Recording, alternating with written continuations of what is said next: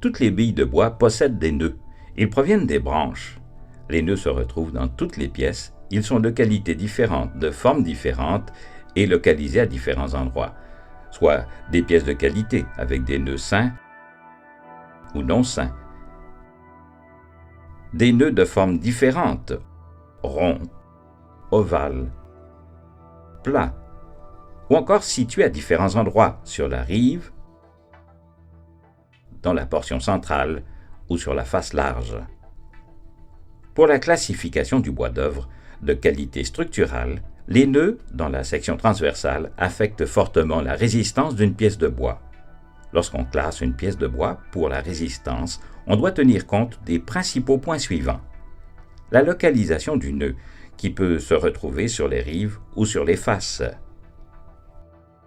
La dimension totale des nœuds dans une même section transversale ne doit pas excéder la grosseur permise dans une classe donnée.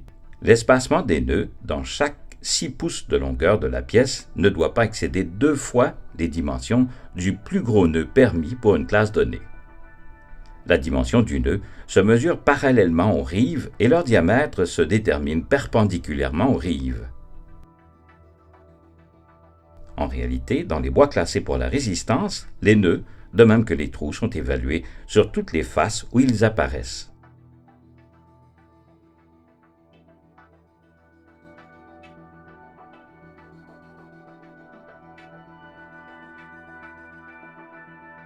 Pour faciliter la classification, on évalue les nœuds par la proportion en pourcentage qu'ils occupent dans la section transversale.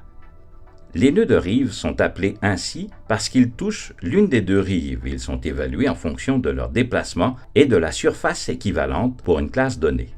À l'écran, on voit des nœuds de face de dimensions différentes qui, en raison de leur position, ont un impact similaire.